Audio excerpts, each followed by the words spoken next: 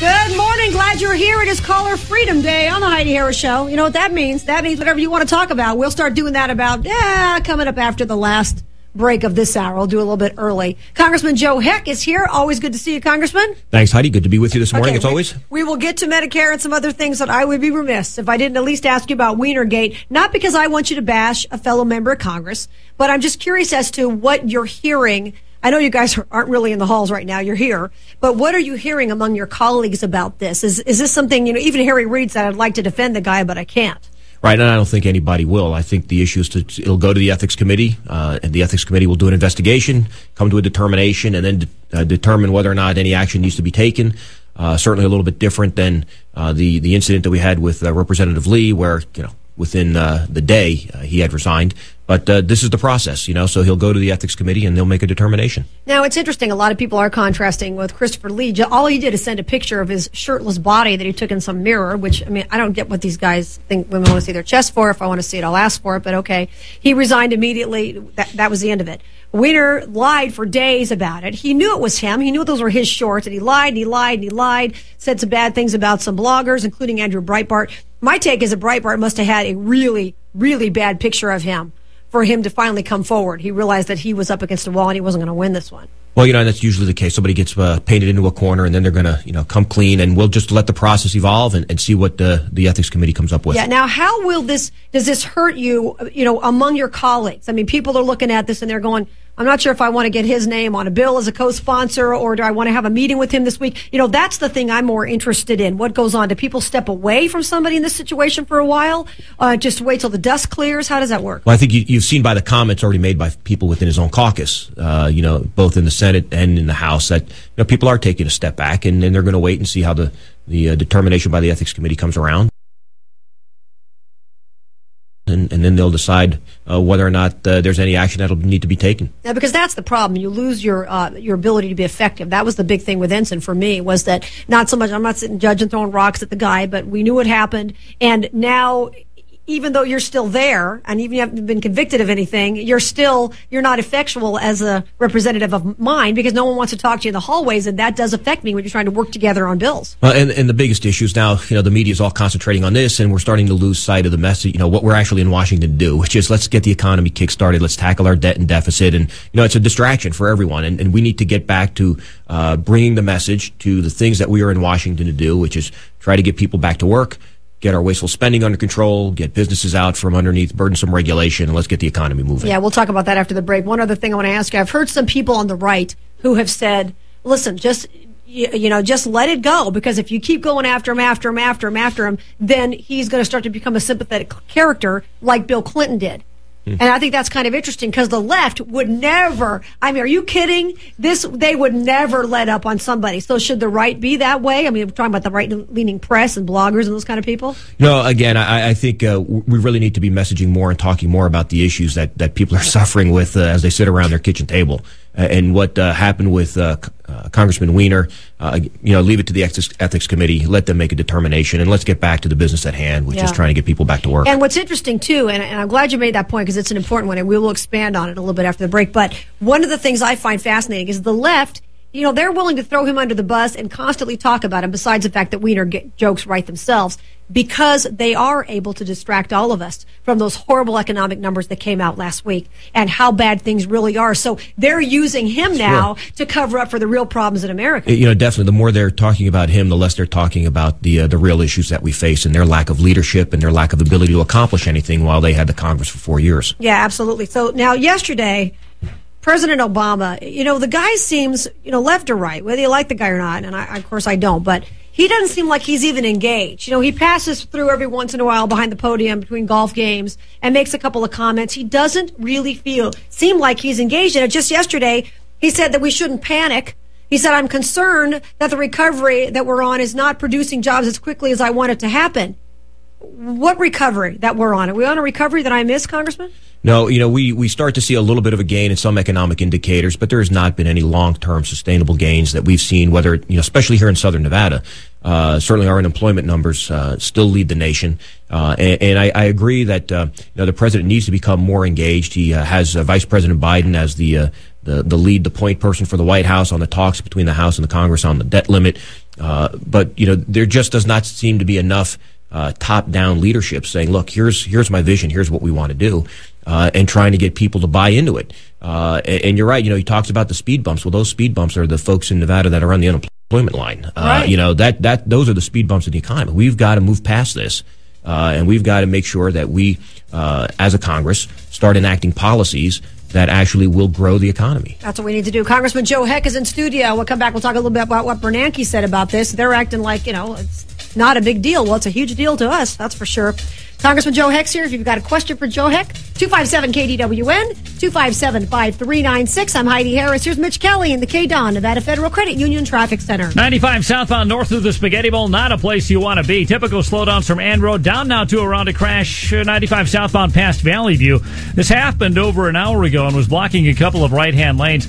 Tow trucks are on scene. Vehicles are on the tow trucks getting ready to be hauled away. So it is improving slightly. Still, we're seeing slowdowns back to around the Rainbow Curve. Get past that accident, just a little bit of light braking through the Spaghetti Bowl. No issues along 95 northbound. 15 south doing all right from Charleston down to Sahara with just slight slowdowns. 15 northbound, no serious problems from St. Rose Parkway through North Las Vegas. 215 and Summerlin Parkway drivers continuing to enjoy some good conditions and no new surface street wrecks. From the KDON Nevada Federal Credit Union Traffic Center, it's Mitch Kelly on News Talk 720 KDWN. Nursing. We are in need of mystery shoppers. Need extra income? Become our mystery shopper. Earn no less than $450 per venture. It's very simple and easy to do, and with no application fees. If you are interested in our offer of becoming a mystery shopper, please respond to getjob450@gmail.com. That's getjob450@gmail.com. So if you need extra income, become our mystery shopper and earn no less than $450. Please email getjob450@gmail.com if you're interested. That's getjob450@gmail.com. Do you have dentures and are concerned about going the rest of your life with that complication? I had a lower denture that just wouldn't stay in my mouth. I used all different kinds of adhesives. Have you been told you can't have dental implants? All the doctors in the United States and in Europe that I visited told me I was not a candidate for implants. New Teeth One Day is a minimally invasive solution utilizing technology developed by the world-renowned Astratech that in one day will give you a beautiful smile. Now I can play with my grandchildren. I don't have to worry about some embarrassing moment. They're your teeth, okay? And they don't come out. There's no pain. My experience with the Astra implant has been fantastic. They absolutely changed my life. Call Dream Dental at 24-DREAM. That's 24-DREAM. Call now. 24-DREAM. I can honestly say Dream Dental gave my life back. Call Dream Dental at 24-DREAM. If you wanted it clean, you should have called Annie. The saying goes, when you want something done right, call Annie the Maid. ATM Commercial Cleaning and Annie the Maid not only provide well-known and beloved house cleaning services, but commercial janitorial, construction, and biohazard cleaning services as well. Names you've trusted in Las Vegas for over 30 years. ATM Annie the Maid. Call 739-8888. That's 739-8888. You should have called Annie the Maid. Meet Sage, auto repair expert and Ted Weens spokesdog. Here's some sage advice from Ted Weens Tire and Auto Centers. Summer is just around the corner and the extreme heat can do a number on your car. Air conditioning, radiators, batteries, and tires are most at risk for heat damage. To keep the crisp, cool air blowing all summer long, it's important to know that your radiator coolant and entire AC unit is in tip-top shape. And now is a good time to check the wear and tear on those tires for summer road trips. Do you agree, Sage?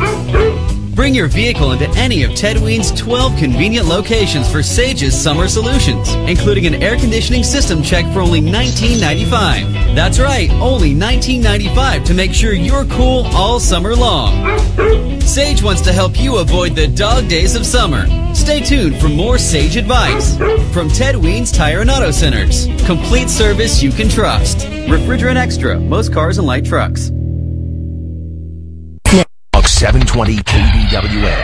The results are truly amazing. Ovation Cell Therapy has helped tens of thousands of people just like you stop dry, brittle, damaged hair and grow thicker, stronger, longer hair faster, up to twice as fast. I've definitely seen a difference in the amount of hair I lose every time I shampoo. There's a significant change. Even my hairdresser has noticed a difference. She said that my hair looks much healthier and stronger. Thank you for making a great product. I would highly recommend it to everyone. I finally found a shampoo and conditioner that cleans my hair thoroughly but gently. My hair is much softer and more manageable. The product smells fantastic. These survey responses are from people just like you, sharing their Ovation experiences of thicker, fuller, stronger, and longer hair. Improve the health of your hair with Ovation Cell Therapy. Log on to ovationhair.com to learn more and enter 720 AM KDWN at checkout for your special offer. Visit ovationhair.com and remember to enter 720 AM KDWN for your special offer. Ovationhair.com. Now back to Las Vegas's only live local talk show, The Heidi Harris Show, on News Talk 720 KDWN, where locals come to talk.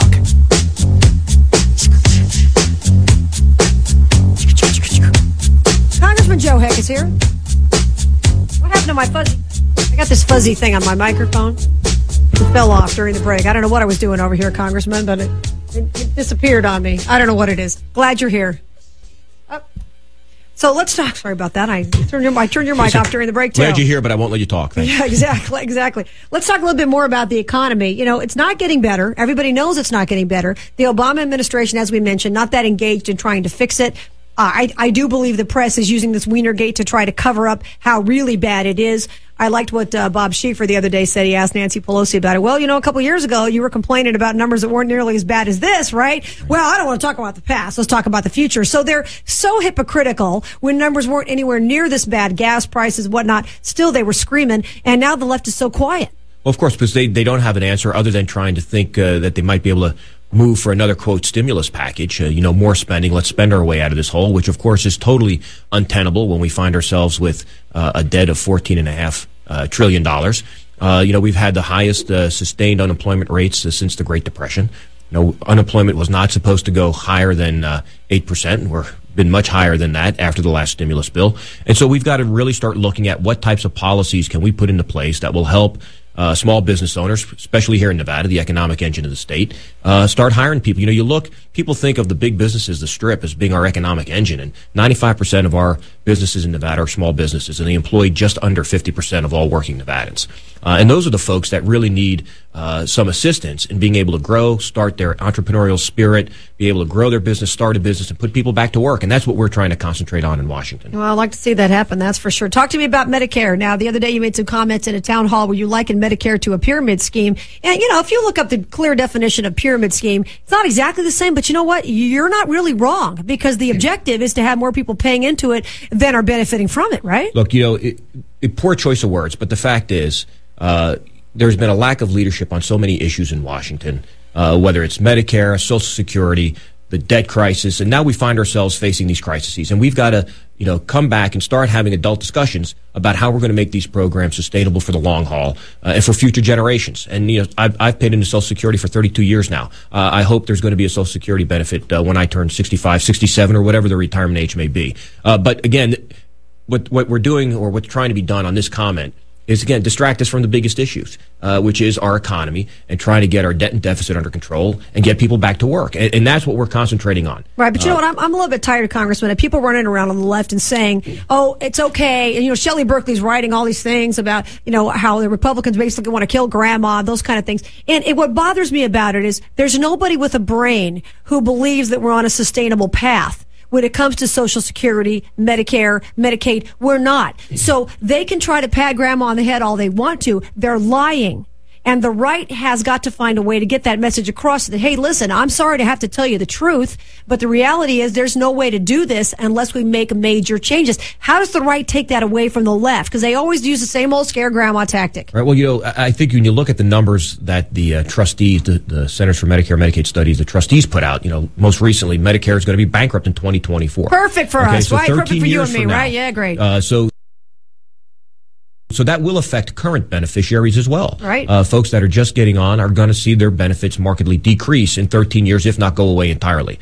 So again, while we look at how we're going to tackle these long-term problems, we've also got to put a big focus on our short-term issue, which is getting our economy back on track and getting people back to work. And so we're doing that balancing act in Washington, looking strategically, what do we have to do over the next 10 years to make sure programs stay sustainable, and what do we have to do tomorrow to get people back to work? Well, that's a problem because you got a target on your back. I mean, they want this seat back. They're mad that Dino Titus lost to you. They want it back, and they're going to try to portray you as a guy who doesn't care, which is, it's going to be tougher with you because you are a physician, and it's more difficult to say you don't care about people's health care. Obviously you do. You're in the trenches, every day in your profession doing this. So that's a tough one. But still, the Republicans have got to take that away from the Democrats. For example, the story I mentioned earlier this morning, you're familiar with, of course.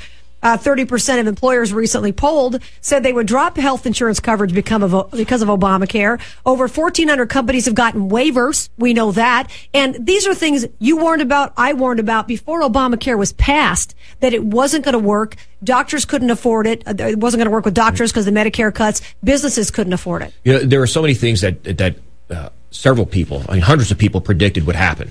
The number of businesses that will decide to drop their insurance because it's cheaper to pay the $2,000 fine than it is to provide health care. Of course. We're seeing that now. The number of businesses that requested waivers so they don't have to be under Obamacare. They tried putting in the high-risk pool initially for people with pre-existing conditions until the exchanges start in 2014. And what happened, we knew that before the federal high-risk pool, about 30 states had high-risk pools. And across all 30 states, there were only about 200,000 people enrolled. They don't work. People don't enroll in them. But they moved forward with it, and what they find out, nobody's enrolling in the federal one either. Right. So they have to come back and lower the rates and rework the program until 2014. All these things were talked about by many people who study healthcare policy and know these issues. But the other side went down the path of, well, we know what's best, and we're going to ram this program on the American people, not realizing the long-term costs, which will be in the trillions of dollars over the next 10 years. They have to know. If they didn't know it, Nancy Pelosi, the Health and Human Services Secretary, wouldn't be giving waivers to people, 20% of them from Nancy Pelosi's district, as you well know. So, you'd think that Nancy Pelosi would come out and say, no, you shouldn't get a waiver. Obamacare works great. Well, and you look at the other things that put into this bill, when we talk about trying to preserve Medicare, they cut $500 billion out of Medicare in the bill. They put in place a 15-member bureaucrat board of appointees that will decide what will be paid for and what procedures you'll be able to have under Medicare. Isn't that death panels? Isn't that rationing? These are the things that people warned about. How are you going to ensure sustainability and viability when you're cutting $500 billion? They're going to do it by putting this board in place that's going to decide how much is going to be paid for what procedure. That's true. Just the other day, Chuck Schumer came out. I'm sure you saw this, and he was advocating that you pay doctors per illness. In other words, we'll give a doctor $10,000 to treat your skin cancer. That's it, whatever that lump sum is. That's all. So in other words, if other treatments become available, oh, so sorry, it's outside the parameter. Isn't that a death panel? Isn't that really akin to rationing? Well, that's what it will become. It'll become rationing of care when they say, look, we're only going to pay X amount of dollars for this procedure or this treatment when that very same thing might cost X plus 10. And then who's going to be able to afford it? What physician, what hospital is going to be able to provide? That's why we see physicians and hospitals leaving Medicare because they see what's on the horizon and they know that it's going to be untenable for them. Yeah. And again, it all ties back into issues surrounding the economy, wasteful spending. How are we going to get back on track? How are we going to get people back to work? How are we going to get more people access to quality health care? And this bill is not it. Yeah, no question. We've got to get it repealed and then start over. 257-KDWNK. Welcome. You're on the Heidi Harris Show with Congressman Heck. Yes. Good morning, everyone. My question is, since the big turnover and shift in Congress, what difference has it made now to date in getting the economy jump-started and people back to work? And how have they gone about it? Well, that's my question. Okay, thanks, Kay. Thanks, Kay. What we're trying to do in the Republican House is try to set the conditions that let small businesses and big businesses thrive. And that is making sure there's some stability and predictability. And so the policies that we have passed are to that end, which say, look, we're trying to get rid of a lot of the regulations that the executive branch agencies have run amok with over the last 4 years. We're trying to set the parameters where there's some predictability on what their tax structure is going to be, trying to make sure that programs that are set to sunset that may be beneficial to small businesses get extended. And it's all a process of setting the conditions so that businesses will start to hire. And even though it may take a bit to get those things in place, the fact that we're moving forward with those things, talking about those things, and passing those things are starting to allow businesses to plan for how they're going to grow. And, in Nevada, we have seen small increases in the job numbers. Now, is it enough? No. I mean, we haven't seen the numbers yet for May, but in April, we added 10,000 jobs in the state of Nevada. So those are the types of things that we're trying to put down so that there is that stability and predictability, and people will get back into the game and start hiring again. And of course, there's always this big push, as you know, in this last legislative session here in the state, to try to push things like stadiums, with the special funding for the stadiums, and now they want to possibly build a toll road around Boulder City. I'm all for jobs, but you can't constantly pass legislation just to give certain people their jobs back, because ultimately that doesn't work. Japan did that in the 90s with all the infrastructure building, and look where they are. Well, and we did sort of that with the stimulus package, which was passed by this administration, where you had a lot of short-term infrastructure jobs, which put somebody back to work repaving a road that was paved 2 years ago, and they had a job for a month. And then they were back out of work. So we've got to have that long-term growth plan that's going to allow for sustainable jobs. Are you and what telling are we going to me do to bring them here into Nevada? Are you telling me, Congressman, that you're against those aluminum cacti? I was wondering about all the renovations being done at the 215 in Eastern recently. Yeah, exactly. They can't get the landscape. The beautification projects. They can't get the guys standing 200 yards out in front of the landscape place. They can't get those guys to work. I bet they'd work cheaper than the ones we're paying to put the rocks there on the... We'll get to more of that. Congressman Joe Hicks here. Your calls 257 KDWN. I'm Heidi Harris. Coming right back.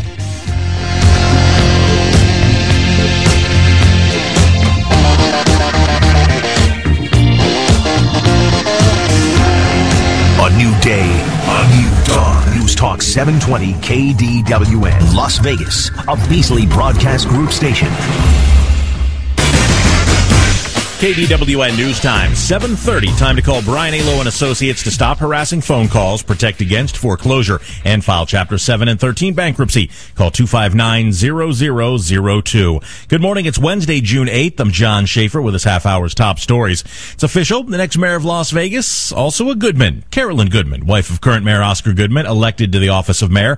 And she says she shares her husband's view of the city. Our core is the same. Our beliefs and our traditions and our views of life are very similar.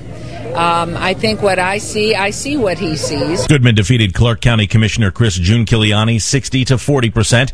Chris G, as she's known, said it was tough facing the Goodman name. So I was running basically against a name and an incumbent in a different way. And we never let that stop us. It was never about them. It was about the city. Goodman will be sworn in as the new mayor next month.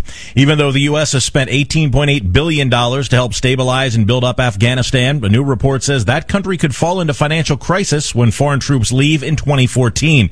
The report came from Senate Democrats in advance of today's appearance on Capitol Hill by President Obama's choice to serve as U.S. ambassador to Afghanistan, Ryan Crocker. Firefighting crews have been working hard overnight to gain some advantage over the second largest wildfire in Arizona history. They're concentrating on stopping the Wallow fire short of two eastern Arizona towns. About half the people in Eager have already left, including resident Russell Houston. At first you think, well, it's not going to affect you because it's so far away. As time goes along, you can see the smoke and you think, boy, what a monster, and you really have no idea until it's right up on top of you. Dozens of firefighters worked yesterday alongside a stretch of highway about 2 miles outside of Springerville. They're burning combustible material like vegetation along one side of the road in an effort to keep the approaching fire from jumping across and heading into town. Oil prices are surging above $100 a barrel after OPEC unexpectedly announced that it will keep production levels where they are. Analysts thought the 12-member group would boost production in an effort to cool off oil prices and take some pressure off the world economy. Increased global demand combined with violent uprisings in oil-rich countries of North Africa and the Middle East forced crude prices 25% higher from January to April. Benchmark crude for July delivery rose $1.25 to $100.34 per barrel on the New York Mercantile Exchange. Well, some good financial news for a change for the Clark County School District. The district budget shortfall has been cut by $250 million for the 2011-2012 fiscal year. That will take a bite out of the $400 million shortfall fall and could mean class sizes won't grow and that some teachers could be retained. But administrative cuts will remain in place. Even with the additional funds, the district is facing a $150 million shortfall. On Wall Street, the Dow is down 8 points. News brought to you by LendingTree. At LendingTree, refinance customers save an average of $293 a month. Call 1-800-555-TREE to find out how much you could save. It's 7:32. Here's Mitch Kelly with the latest from the KDON Nevada Federal Credit Union Traffic Center. Seeing that normal congestion, 95 southbound from Ann to Craig, and south of there, a new wreck, 95 southbound at Rainbow. That earlier accident, 95 southbound past Valley View, has cleared and all lanes are open again, but you get past that earlier accident scene and you're going to be on the brakes heading through the Spaghetti Bowl on 95 southbound. 95 north, not bad by comparison. Connector ramps from 95 to go to 15 south. Those are filling up with bumper-to-bumper conditions now. 15 south from Spaghetti Bowl to Sahara. No worries along 15 northbound. Just a little bit of light slowdowns as you approach Russell Road. 215 and Summerlin Parkway, clear and quiet. Bad one in North Las Vegas, Cheyenne, east of Simmons. Might want to use Gowan instead for east-west travel in that area. West side wreck, Spring Mountain at Decatur. From the KDON Nevada Federal Credit Union Traffic Center, Mitch Kelly, News Talk 720, KDWN. The KDWN forecast, sunny 90 today, clear 69 overnight, sunshine 95 for Thursday, sunny and 70 right now in Las Vegas. Your next update at 8 o'clock or when news breaks, and we're always streaming online at KDWN.com. I'm John Schaefer, News Talk. Exclusive handbag designers, it's all the rave. Fine jewelry, lingerie, like what you see and see what you save. At aluxshop.com, aluxshop.com. It's affordable luxury shopping, so come. There's something for everyone at aluxshop.com. That's ALUXSHOP.com. Hello out there, TomTom drivers of America. And isn't it a beautiful, traffic-free day today? Well, for you anyway. Yes, with new TomTom HD Traffic, that device of yours is a certified game changer that steers you clear of backups automatically. More updates, more coverage, and more accuracy means you can get anywhere with time to spare. So when your friends ask why you're early again, tell them how you broke free with a TomTom. Because anything less is just GPS. Available on Amazon. If you're a man with ED, today could be the spiciest day of your life. Just click the banner and order Spice It Up from Berries, Vitamins, and Herbs. It's an all-natural, highly effective supplement for erectile dysfunction. It works fast with no negative side effects, and you'll be joining thousands of men who are already satisfied. So don't just sit there. Spice it up. Click the banner right now or call Berries Vitamins toll-free, 888-888-8022, because your life could use a little spice. Guaranteed income for life? Yes, it is possible. And you can secure your financial future right now by simply calling the Abio Financial Group. Veteran financial advisor John Abio will introduce you to a cutting-edge investment strategy that's tax-deferred, judgment-proof, protects your legacy for your heirs, and gives you a guaranteed income for life, plus up to a 20% startup bonus. Click the banner right now or call the Abio Financial Group toll-free, 800-579-0064, online at abiofinancial.com. If you wanted it clean, you should have called Annie. The saying goes, when you want something done right, call Annie the Maid, ATM Commercial Cleaning. And Annie the Maid not only provide well-known and beloved house cleaning services, but commercial janitorial, construction, and biohazard cleaning services as well. Names you've trusted in Las Vegas for over 30 years. ATM Annie the Maid. Call 739-8888. That's 739-8888. You should have called Annie, Annie the Maid. 720 KDWN. Hi, Barbara Cusack, KDWN News. Dry hair is flyaway hair with a mind of its own. I found a way to tame the mane with Ovation Cell Therapy System. It keeps my hair looking healthy from its shaft to the tip, so it looks shiny with a soft, smooth finish. Why not check it out for yourself? Log on to ovationhair.com and enter 720 AM KDWN at checkout. You know what's great about Ovation Cell Therapy is it works on all types of hair, even color-treated and sun-damaged locks. And of course, it's for guys, too. In fact, there's a new Ovation Men's Max Pack. Wouldn't that be a great gift for dad or grandpa this Father's Day? a gift they'll actually use and love. Take advantage of your introductory discount. Just log on to ovationhair.com and at checkout look for the prompt and select 720 AM KDWN. That's ovationhair.com and enter 720 AM KDWN at checkout. Hey, it's Jerry Doyle, your 6'3" ATM of information, and you're listening to my favorite Vegas broadcaster, Heidi Harris. News Talk 720 KDWN.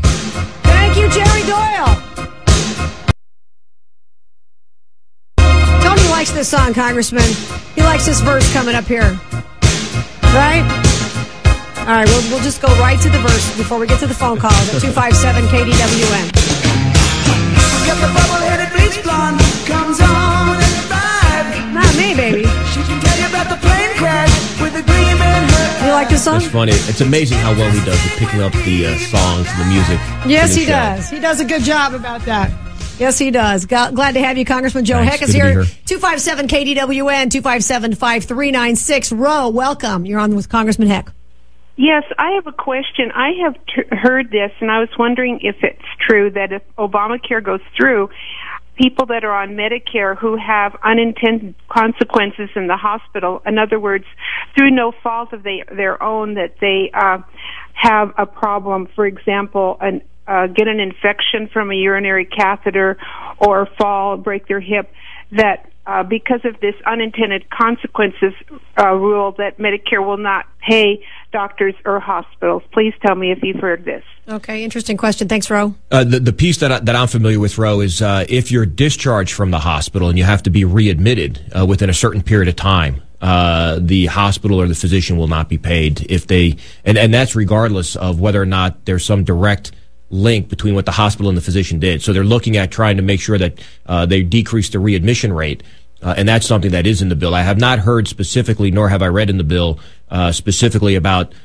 getting an infection while in the hospital or having a fall and something happening there and not being paid for. But they are working on trying to decrease readmission rates by cutting off funding of the second visit. But that's interesting, Congressman, because let's say somebody were in need of being readmitted because they didn't do what the doctor said. How many times have you seen that, right? Come back to the ER, come back to whatever, right? You're going to take care of them. That's what we do in America. The doctor's not going to get reimbursed, but we're going to let you back in the ER because you tried to do too much and pulled something again, or your bandages or your stitches came out or whatever, right? Exactly. And one of the many reasons why more and more physicians and hospitals are saying they will stop participating in Medicare when this goes into full force. Right. And that's what's going to happen. And I tried to tell people that when I was at the Painters Union a couple weeks ago with my buddy Ed Schultz from MSNBC. And, they laughed at me. And they don't believe me when I said, listen, the doctors aren't going to take Medicare. You don't understand. They act like doctors have to take care of them because they think they're entitled to it.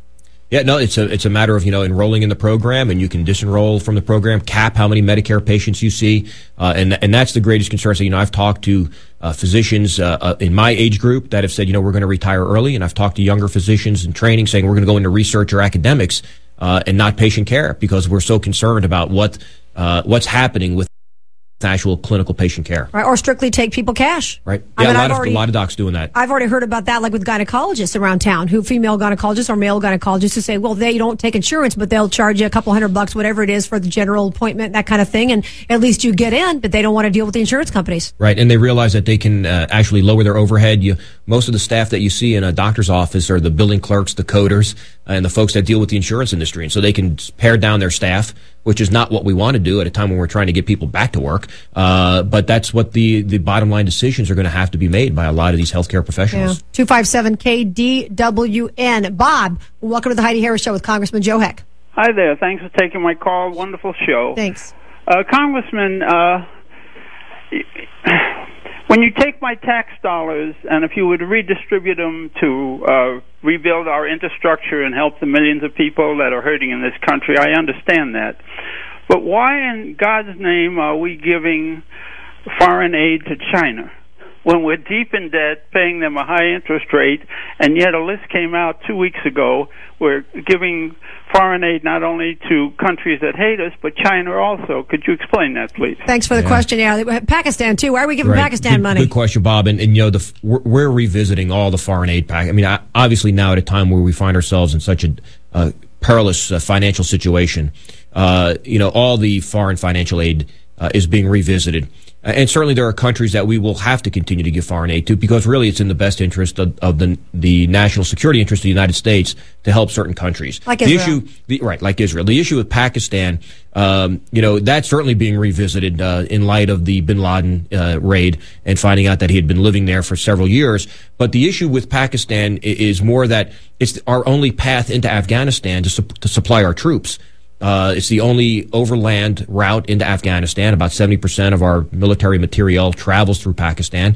And we need to, it's this delicate balance of needing them to be able to do our mission in Afghanistan. You got to deal with the devil sometimes. You have to. But trust me, we're all very concerned about the amount of foreign aid that we're spending, and we're all looking at it very closely to make sure that tax dollars that are being paid by Americans are going to take care of Americans. What are we still doing in Libya? I thought it was days, maybe weeks. It's been, a couple months now? Right, we're over certainly over day 60. We were at day, I think it was 73 last week when we passed the resolution telling the president you've got 14 days to come in and make your case, or we're pulling funding. You guys did. So what's going to happen? Well, we'll wait for the 14 days, and if on day 14 we don't have the information that was laid out in the resolution, then I would expect that in the Defense Appropriations Bill, money will be withheld from operations in Libya. And once the money's withheld, we have no choice but disengage. Well, that'd be nice. 257 KDWN. Last question for the Congressman. Jerry, welcome to the Heidi Harris Show with Congressman Joe Heck. Good morning. Hi. Good morning, Congressman. Hi. Good morning, Jerry. Congressman, I have a question for you, and I'm very serious about this. I have been trying for the last year, and I've contacted Harry Reid, Nancy Pelosi. I've gotten form letters back, generic. But I'd like to know, as a citizen of this country, where I can go to file for an exemption like Congress and the Senate have, so I don't have to even participate in Obamacare. That's a great question. How does he get a waiver like 1,400 other companies and organizations have in this country? Well, there is no provision within Obamacare for an individual to be able to get a waiver and opt out unless it's a religious exception. There is a provision for religious exceptions, but the regulations for that haven't been yet written by Health and Human Services, which is the one that's going to have to enforce it. There is no exceptions for members of Congress. We have to participate if the bill stays intact. It's specifically written in the bill that members of Congress will have to participate in whatever health exchange is put together by their state. But the only individual exception is for religious purposes, and I think there's also one in there for very, very low income people where it would be too much of a financial hardship. But the regulations have yet to be written for you to take advantage of those. So I thought all that was in the bill that nobody had a chance to read 2,000 pages of, that Nancy Pelosi didn't want us to read. So it wasn't spelled out clearly there, Congress? 2,700 pages, but the regulations will be many, many more. There's a provision in there where they just wrote the regulations. The provision takes up 6 pages in the bill. It was 500 pages of regulations. Nice, of course. Congressman Joe Heck, I know you have to run. You have to be somewhere else. Good to see you. Thanks, we will Heidi. talk again soon. Good luck with Wienergate next week. I realize that's not the biggest problem you have, but the jokes write themselves, and we love this stuff in talk radio. Thanks, Heidi. No comment. I'm Heidi Harris. Here's Mitch Kelly in the